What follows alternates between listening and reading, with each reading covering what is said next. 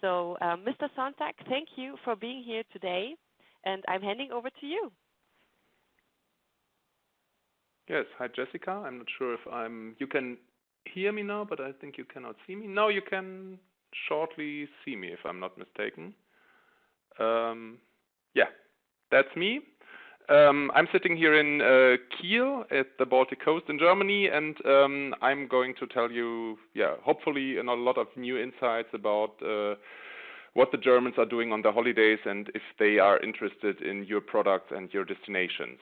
So it's about status quo, developments, and a little bit about the future on how the Germans travel in their holidays.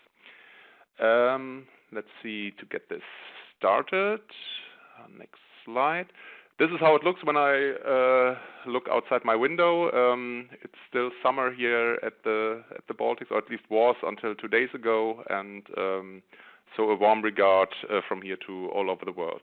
And as Jessica said, I'm really impressed on how many countries we have, and it's really near and far, from Bolivia, South Africa, Australia, Pakistan. So I hope I have something for everybody in for you. So topic today, is basically the Germans on holidays and trends from our study.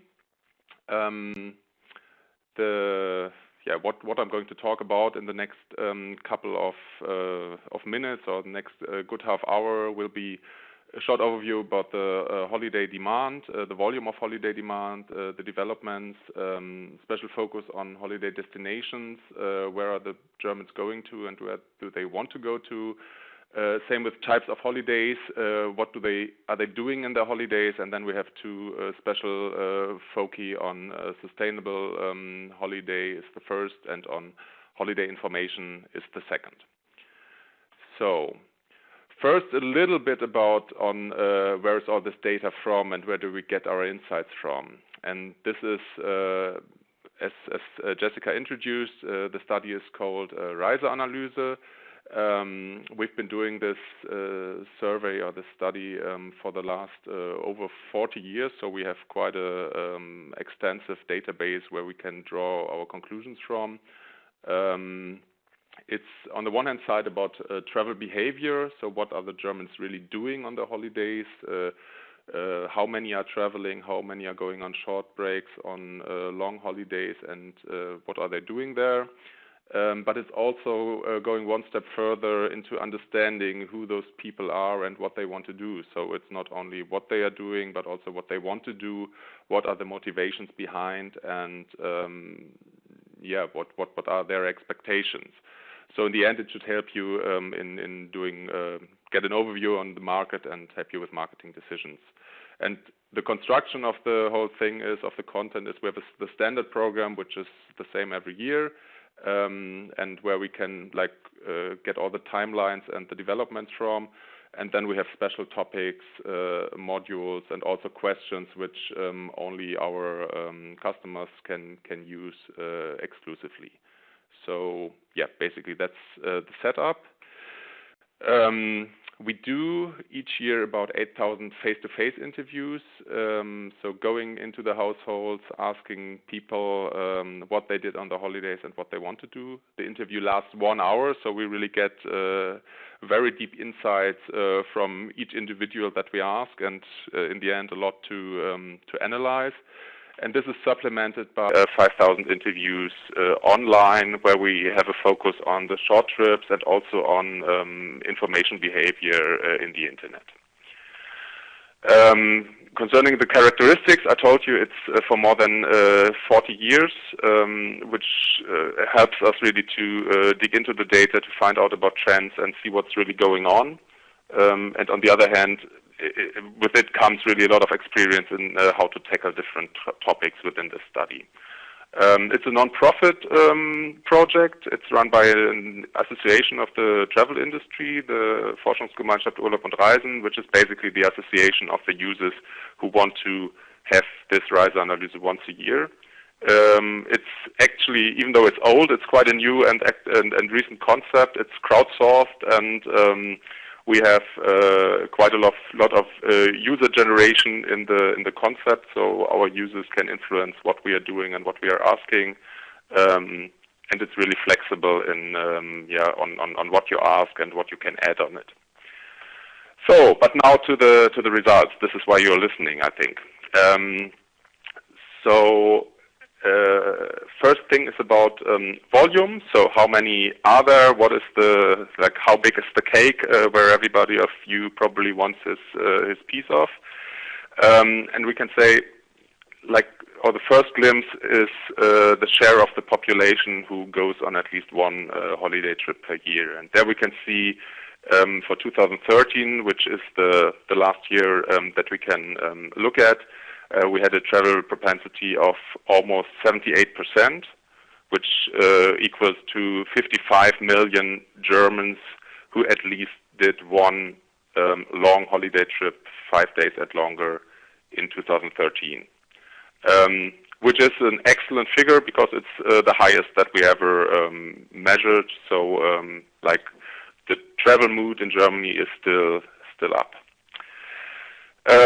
When we look at the long run and how it developed, we can even look for this key figure. We can even look a little further than 71 because there have been surveys even before that tackling the same issue, and we can basically see this long increase of travel propensity from the 50s to the mid-90s, and since the mid-90s, a phase of stability. So basically, since the mid-90s, we were always around 75%, a little bit below, a little bit above 75% of the population who take at least one holiday trip. So this means you can really count on the Germans. So we just did an in-depth research about trends and also looking what's going on outside travel and in society.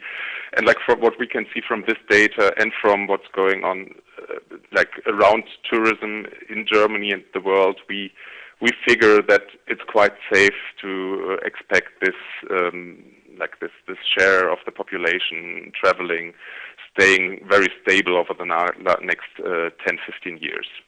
So you can really count on 75-78% of the Germans going on holidays.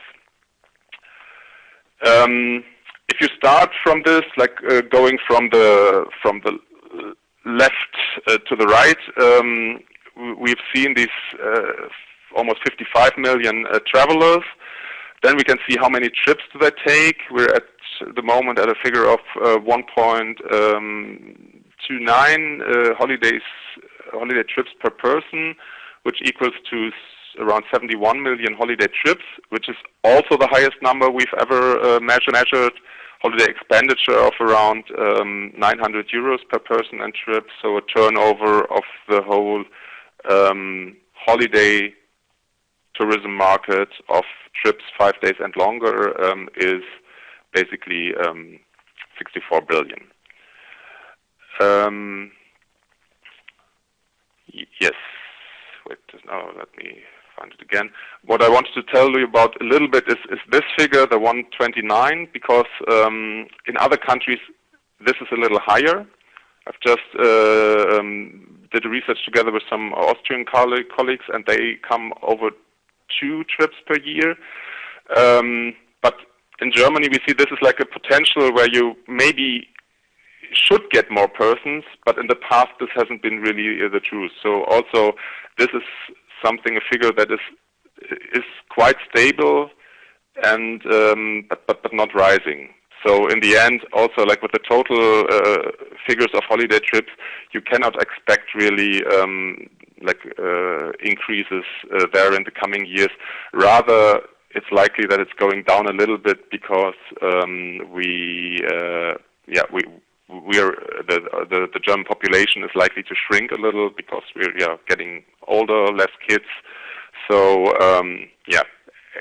so we have basically stability, but not much growth of the whole market to expect. So the whole cake basically is likely to stay the same in the next couple of years.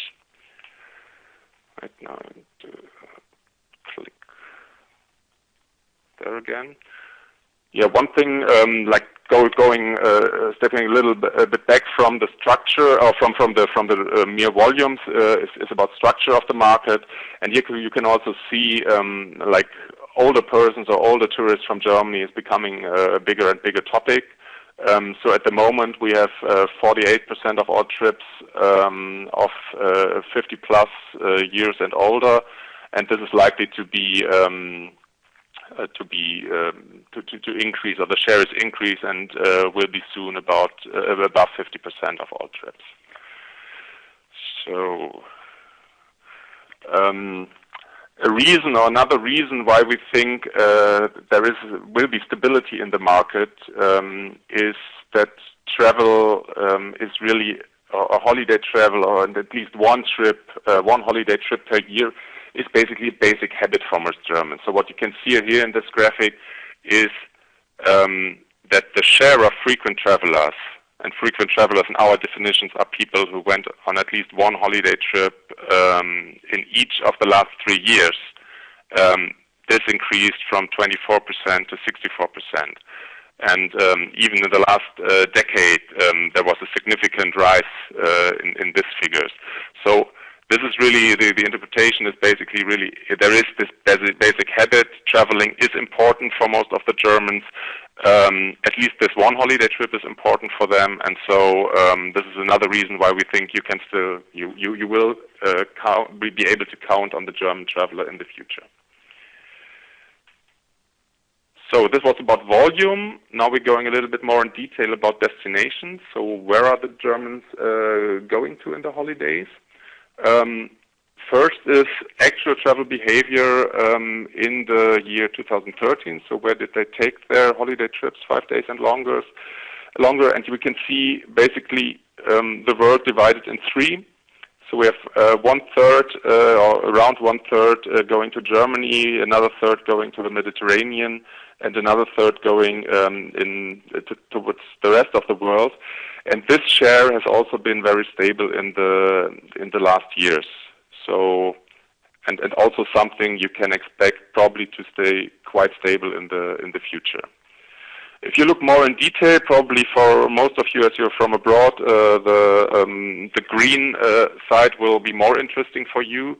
And here we can see when we go into the countries where the Germans are likely to go, or where they went to in 2013. Spain is leading in front of Italy, Turkey, and Austria, and those are basically the big players with a share of 6% of all holiday trips and above. And then we're coming basically to the second part of the graphic: France, Croatia, Greece, Poland, Netherlands, Denmark. And here you can say the first four for them the ranking is pretty safe, and it's likely to be safe in the future. So Spain will stay the most important country abroad. Italy and Turkey will keep fighting for third place, where the outcome will be really unknown. Austria will probably stay where it is, fourth, and then there will be a little shuffling in the ranking below. Probably, like from judging from the trends of the last years, probably Croatia and Greece will top France in the coming years. But basically, the market shares in total will not change that much. And to have a short glimpse at the blue part into Germany, we can see Bavaria, which is in the south, is leading Mecklenburg-West Pomerania, which is our neighboring state here in the north at the Baltic coast. Schleswig-Holstein is where I am from, also at the Baltic coast and the North Sea coast, and Lower Saxony is the North Sea coast, so towards the northwest. So what we can basically see here is a tendency. People like to go either to the mountains or they like to go to the sea, and so this is something general what they also want to experience in other countries, and which we will see a little further on when we go to the forms of our holidays or types of holidays. We look a little more broader into what's happening in the big regions where the Germans are going to. We can see again for Germany those 30% that I showed earlier on. We can see 25% for the European Mediterranean. Oh, this is still German, so I have to translate a little bit. Sorry about that. 10% for the extra non-European Mediterranean, 9% Alps, 9% Northwestern Europe, and 7% for trips, overseas trips, long-haul trips. And you can also see a little bit dynamics there. So Alps is rather going a little down. European Mediterranean lost a little, and those shares probably went to the non-European Mediterranean. Most of all, of course, Turkey. And we see in recent years like a little rise for the long-haul trips and for Northwestern Europe. So, but you see there is not so very much happening if you look on these aggregated figures. So it's always interesting, like especially judging like from what I saw from the participants list. You're all coming from or most of you coming from tourism enterprises from all over the world. So you want to know what's happening in your case, in your segment, and in your country. And the closer you look, usually the more is happening. So if you, for instance, take a closer look at Eastern Europe, you see here the 7%. There was a little up and down, but it looks like not so much is happening. And also the next look is going to be for the long-haul trips. And you also say, yeah, long-haul in general, it's going a little up, but there is not so much happening. But taking a closer look, you see, for instance, Poland is rather going up or has been going up quite steeply, is now quite stable. Hungary, who was really the first after the opening of Eastern Europe, has been quite constantly going down in recent years. Czech Republic, a little up, then a little down again. So it's always worth to take a closer look and then try to find out what's basically behind it. So next is wait, let me just look, because of slide 18 there was one question.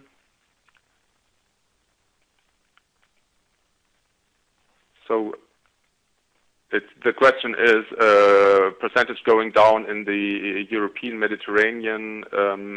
Does that mean 80% going down European Mediterranean, but are absolute numbers going down, stable, or up? As what I said, the cake is basically staying the same. Percentage or a drop in percentage always equals also a drop in absolute numbers. So we can say for the total European Mediterranean, the figures went down. Also, the absolute figures. If you take the whole Mediterranean, it basically stayed pretty stable because we had this shift from the west towards the east. So I hope to have that explained. Now here the same what we did with Eastern Europe is taking a look for long-haul destinations, and here we can also see Asia, Australia going up, North America going up a little, but it's a little more up and downs. Central South America rather stable. Central Southern Africa also a little up, but you can see like the winner of the past has been basically Australia and Asia. And for this is now interesting to take a second look, because we don't only focus on what people actually did in their travel behavior, but also what they want to do in the future and where do they want to go in the future. And here we can see, for instance, how many destinations are they interested in and how many destinations did they go to in the last 3 years. And here we can see in the population, in the last 3 years, people went to about 2.5 different holiday destinations, and they are interested in 7 holiday destinations in the future, or in the next 3 years. When we take an example of quite some exotic destinations, we see here is not much happening, because we saw earlier on people tend to go on one holiday trip per year, maybe a little more. So 3 is already quite a high figure. 3 different destinations in 3 years is quite a high figure for these kind of travel behavior. But you can see people who are interested in exotic destinations, they are basically interested in going almost everywhere in the world. So the more exotic you are, the harder it is to compete for the German tourist. And to see where we find dynamics in this, we took the same groups what we saw earlier on for the actual behavior, and see how did the interest rates for these regions develop in the last years. And we see for Northwestern Europe, we have a plus. Now it's 38% of the Germans are interested to go to at least one Northwestern European destination in the next 3 years. For Eastern Europe, it's stable. For Germany, it's up. For the arts, it's a little down. And for European Mediterranean, a little up. For the non-European Mediterranean, we have a little higher increase. And for long haul, sorry again for the German word there, we also have the increase.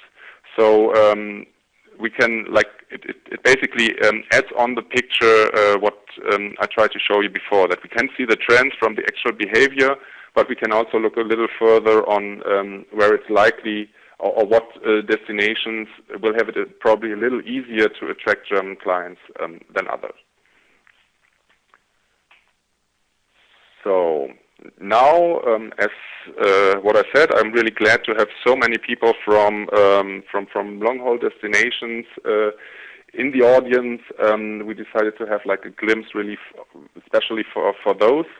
And here we can see like the million figures is how many Germans are at the moment interested in going to these continents, and the percentage figure is how much was the increase in this interest since 2004.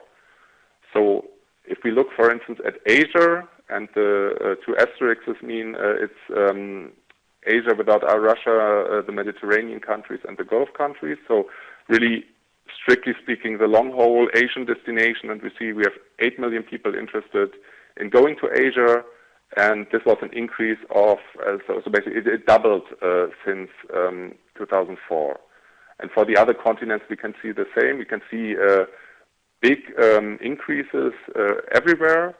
And the whole picture shows us like basically how was it distributed. So we have more people wanting to go to Northern America, but Asia is basically the place where we have the biggest increases. So next is trying to do this, at least for some examples, for some countries, so you have an idea on like how this looks on the country level. And we can see from those countries we have like the biggest interest in going to the US, going to South Africa, going to Thailand, but we also have substantial interest in going to, for instance, Mexico, Canada, the United Arab Emirates, and China and Japan. But as I showed you before with this example of Japan, we have this 6%, which is a really high share of Germans wanting to go there. This is like 4 to 5 million people who can imagine going to Japan in the next 3 years. But we also saw for them Japan is competing against 27 other destinations near and far on the German market.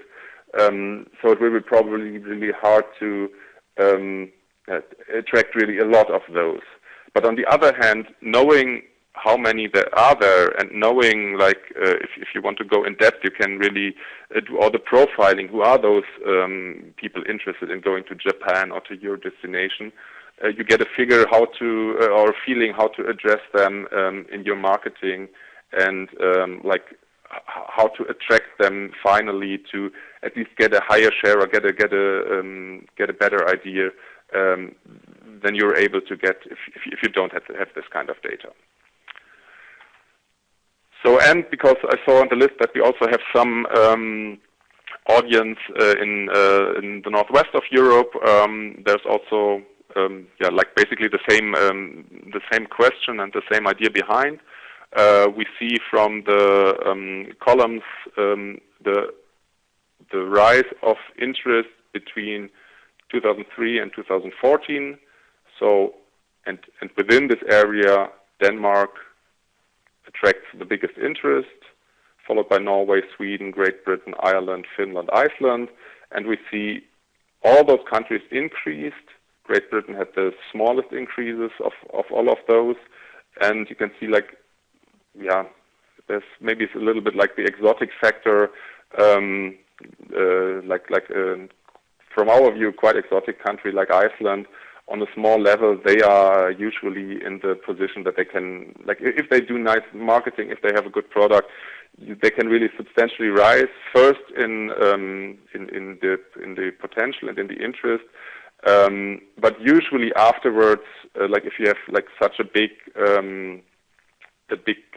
increase, usually you find that like with a little time, like also in the figures, in the actual behavior figures or in the statistics of Iceland. So it does not affect the whole ranking. So it doesn't affect if Spain stays top abroad. But on the other hand, all this doesn't mean that like smaller or more exotic destinations cannot reach significant increases on the German market. But always you have to have a good product, you have to make good marketing, and you have to convince the Germans why to come to your place and why not go to one of the 27 other places that the Germans, or like at least persons interested in exotic destinations, usually have in their mind. So this is about destinations. Now, next thing is about types of holidays. So what are they doing in their holidays? First, again, it's about actual behavior. So we see what did the Germans do in the holidays in 2013, for instance, and you can see, like in this column, most important is sun and beach, followed by relax, nature holidays, family holidays, experience, adventure, active holidays, sightseeing. And what you can see from the trend means it's basically the linear regression of this graph. So it's the average development from one year to the next in percentage points. So you can see sun and beach is up, relax is down, nature is up, family has been at least up in recent years. Something like experience, adventure is a little down, health is down, friends, relatives is down, culture, fun, party is basically staying the same. So in our interpretation, this means, and maybe also this is interesting, it's also interesting, sightseeing up. So our interpretation is really sun and beach is and stays most important. And behind that, or as a general trend in holidays, it's rather you want to experience something. You don't only want to relax, but it shouldn't be too extreme. So rather than taking a culture holiday, you take like basically or a hardcore culture holiday. You do a softcore a cultural holiday and call it sightseeing. So it's basically what fits into your holiday and makes it a little more exciting and a little more diverse. That's cool, but it doesn't have to be too extreme and it doesn't have to be too boring. So that's like something general that we can say about this. And looking at the next slide is about dynamics of interest. So where do we see people that are more interested, or where are people more interested in which kind of holidays? This also fits quite well with this, what I told you about the general tendency that we see. So we see city trips are up, wellness holidays are up, cruise holidays are up, winter in the sun is up, family trips are up. On the other hand, like going too much into health is going down. Winter in the snow, which is connected to like usually lots of activities, is going down, and club holidays has been going down in the last couple of years.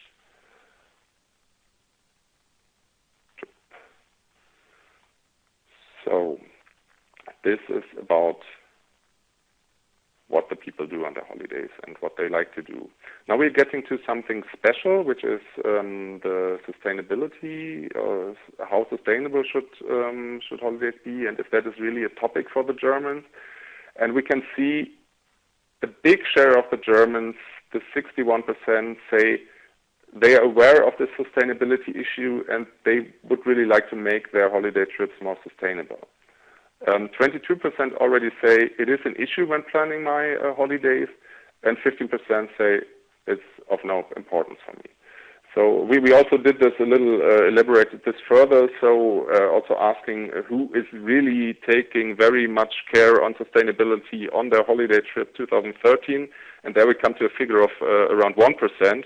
So we can really see the span of people already doing this and already, and for them having it like a really such an important, such an importance that it's one of the biggest planning and deciding factors for their main holidays, which is around 1%, and the 61% who say, yes, I know about it and I would like my holiday to have more to be more sustainable. But there's also like in brackets, if it doesn't hurt too much and if I don't have to change so much. So this is what we see in the next slide is I would like it to be more sustainable, and for that it would be helpful if it would not include additional costs, if what I just said, if it really keeps my holiday motivations and my wishes and my needs are still fulfilled. There is one issue that there isn't apparently not enough information about this topic out there right now, that the offer is perhaps not big enough, so this is more or less like the information part. And the last point is I'm quite sustainable, but my partner is not, so yeah, we have to make a decision. So, and the last thing of the sustainability issue is the important question, who is responsible? So who should take care that holidays overall become more sustainable? And there we can see that the tourists see their responsibility. So the blue is generally responsible, and then we asked further on who should be primarily responsible, and like the tourists see the biggest responsibility for themselves.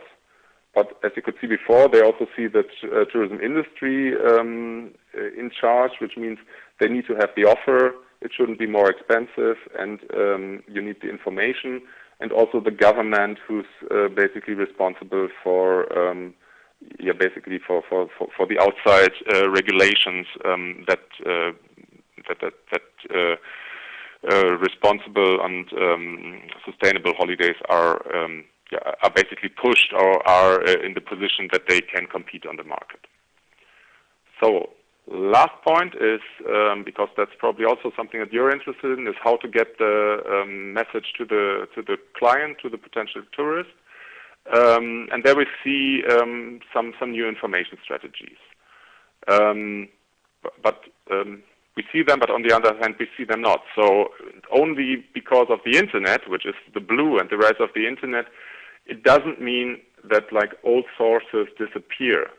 So, for instance, we can see personal recommendation, which is by far the most important source of information for holidays, has been rising in the last 20 years or 20 plus years. So now we have like 50% or 55% of the tourists talking to people to get recommendations, and we can see the rise of the internet on the other side. So part of this, of course, happens now in the internet. So, for instance, all the social media stuff is basically a personal recommendation, but it stays important, and also the the offline part stays important. So this is the next slide. that we can see online, offline, and almost everybody used, this is 2012 because we don't have figures from last year, but still this will be probably roughly the same. 87% of the tourists used at least one offline source, but only 51% used at least one online source. You can see online is important and online is becoming more and more important, but still you should not forget the offline sources because they are still out there. Next is how people communicate. So this goes into this part. We said personal recommendation is important, and we wanted to find out how this personal recommendation works and how people are actually sharing their holiday experiences during the holidays. And there we can see again, like what we put here in green is the total of online communication is 31%, so it's less than what's happening with postcards and with phone or SMS. So it's there, and it's obviously maybe there is a lot of more information exchanged there, but judging from the people and their sources, it's still only 1/3 of the travelers who share their holiday experiences online. And if they do it online, we ask them, what did you do, or how about online posting? Did you post about your trip? And if we ask them, did you post about your last holiday trip? We find 36% of the person said yes, they posted, either before or during or after. And then trying to find out what they posted, or how often or frequently, we see it's rather not too frequently. Most of them only posted rarely, in total maximum of 3, and only 15% like more than 10 times. And looking on what they posted, if it was rather positive, negative, or neutral, because there's a stereotype of the Germans that they are always complaining.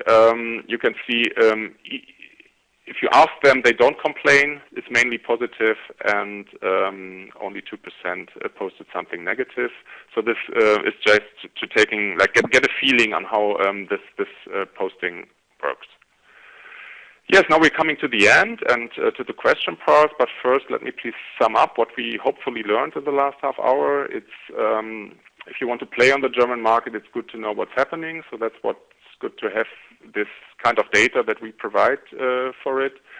And it's on one hand side to not only know the status quo, but also the developments in the past and the likely trends for the future. And what I couldn't go in detail here, but basically what is the value of Reiseanalyse and getting access to this kind of data is really to be able to analyze your own segment en detail. Looking at what I told you, I hope you take back home that in terms of market volume, we have a really very stable and reliable market, and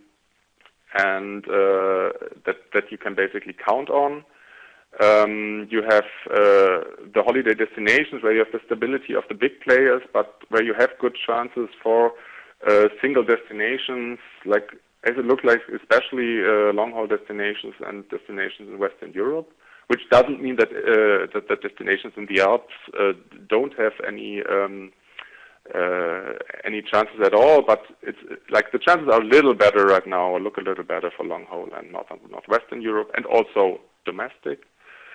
When you look at the types of holidays, far above is sun and beach, and also in the sun and beach case, and in almost any case, we can say it should be not too boring, but not too exhausting. So just relaxing is for many Germans too boring. Going on a adventure trip and on a really culture trip may be too exhausting for a lot of them. Looking at the sustainability issue, it's already in their heads. So you have many who want it and few who already live it. So there is a field where tour operators and destinations can position themselves. And for holiday destinations, we can see the new ways are there. They are used more frequently than before. But the alt channels don't look like they are going to die, but it's rather more and more channels that you have to address. So it is a competitive market, and behind this is basically a German consumer who is experienced, who is competent, who's demanding, who's multi-optional, and this is obviously quite challenging for you. So, but there are means like Reiseanalyse to at least get a feeling on who this client is and what he's doing. And so my last words is, if you're looking for more, look at our website. It's in English. You can have we have 2 publications coming up, both of them also in German and in English. And if you're interested in the whole deal, you can always call and ask me. So this is now time to say thank you very much. It's basically was my first webinar. It's a little strange to talk to the screen and not seeing all of you. But nevertheless, I hope you had a good experience, and I now try to pick some of the answers of the questions you posted in between, and try to talk a little bit more about that. So yes, I try to arrange my screen here that I find everything. It's a little bit scrolling now. I have one question, which is very briefly, if we are missing adventure holidays in our questionnaire. We are not really missing it. It's rather, I try to get there where we have it. We have it a little softer. It goes for us. It goes together with experience, and we have it a little harder where we ask for the holiday motivation. So what people are like, why they are going on holiday, and there we ask for adventure. So do you want to experience adventure in your holiday? So we can segment people who are interested in adventure holidays, but they are not basically top 10 or top 15. So it's quite a small segment. Then I have a question on how I see the Netherlands in the future as a destination. At the moment, we're at 2% of all holiday trips that go to the Netherlands. And there we can see probably this share will also stay rather stable. I said destinations in northern or northwestern Europe and also at the German coast are at the moment having a little better chances than some other destinations. So this would, I think, also fit for the Netherlands. So I think they are right now from the general mood in the population, they are not in a bad position. What of course comes on top for the Netherlands and for all near countries is the topic of short trips, which we haven't covered here. So this is, I think it's looking good, and to take the whole picture, you also have to look at the short trips. So next question is a figure regarding the interest of the successor state of the former Soviet Union. This is probably a tricky question at the moment because we cover it, but the last time we asked was in January. And we can see if something is happening in the world. The Germans don't take a blind eye on world politics. So probably if we would ask now, the figures for Russia and for Ukraine would be low. But we can also see it's recovering quite easily if the crisis is over. For instance, we could see that quite clearly for Greece in the last years. I tried to find the exact figure, but ask me later on. Send me an email. That's probably the easiest questions, the easiest solution. Yes. So we have Netherlands. I covered. Former unions covered. Sri Lanka. There's a question if we have we have like these kind of potentials also for Sri Lanka. I have to say we don't have that on a regular basis. We like our methodology is to ask as much in detail or more in detail for closer destinations and less in detail for long-haul destinations, just going from the volume of travelers going there. So this is something we can easily include, which we have included in the past, but right now I have no exact dates on Sri Lanka. So I scroll a little bit and see if there is something more. United Arab Emirates, there was a question, and there we have, with travelers, I don't have the exact figures, and frankly, I know they will be too small to analyze travel behavior to the United Arab Emirates within our sample. But what we can do is address the people interested, so we know exactly who they are, what they want to do in their holidays, and how they differentiate, for instance, from people wanting to go to South Africa or to China.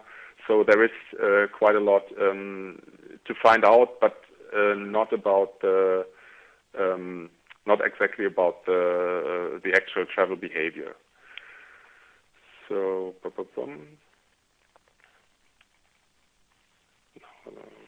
scroll a little bit.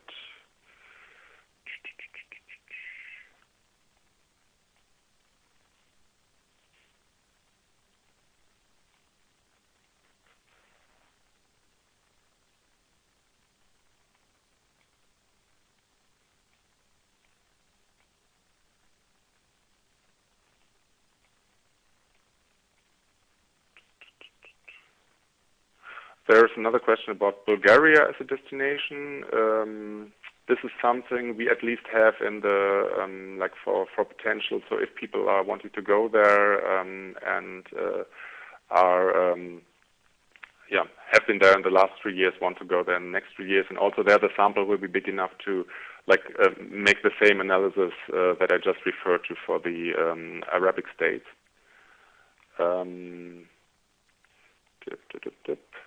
Then I have a question about like very at the very beginning of my presentation about this 1.29 holiday trips that each traveler is taking per year, and if there are figures about the age of the travelers and if best ages travel more per year, yes. Best ages travel more per year, and they are one of the groups where this travel frequency is actually increasing. For most other age groups, it's declining.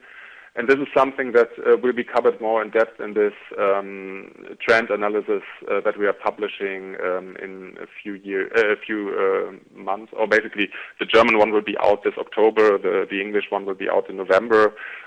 So if you're interested in that, this is something you should look into. I have another question about the trends in Greece. There you can have a short look at these some verbal things we have on our website in what we presented this year at ITB in March. There we went in detail because there's what we see is really that the crisis or bad news are no longer in the media, and we see it really recovering fast. So the interest rates are up, actual demand is up. So we think like the bottom there is definitely reached, and there is the tendency that it's really recovering on the German market. So I think if I look at the time, maybe there is one more question. I have a question: do you know if there is a trend to luxury holidays in Africa, or what is the percentage for it as a whole? This is a really special segment. So what we can really look into is people interested in Africa or African countries. What we can look into is people interested in nature holidays, having the motivation of for instance, adventure holidays, and who are not maybe not too keen on, or maybe you say luxury holidays. So we can also say who are keen on luxury travel. So we can have, like, from different questions in our questionnaire, we can make a segmentation on that and go quite into depth on that. So it would be possible. It's not basically luxury holidays in Africa, but it's rather people likely to be interested in this. So we have last question I'm hearing. It's breakdown of Northwestern Europe 2002-2013. Basically, it's the countries that are shown on slide 25. So this is basically the definition of Western Europe. Also for the actual behavior, what I showed earlier on. Yes, then I think now it's time to almost time to say goodbye. I click on my webcam so you can see me once more. Yes, hi, that's me. You see, not too sweaty. It was a pleasure having you here. It was me talking quite a lot. I hope that was okay. And if you have more questions, please just email me or email Jessica.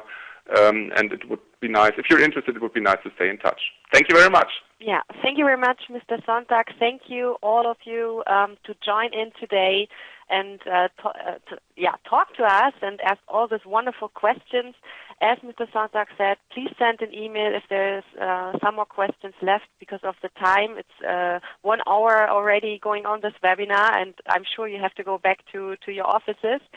So thank you very much, and see you next time then. Goodbye.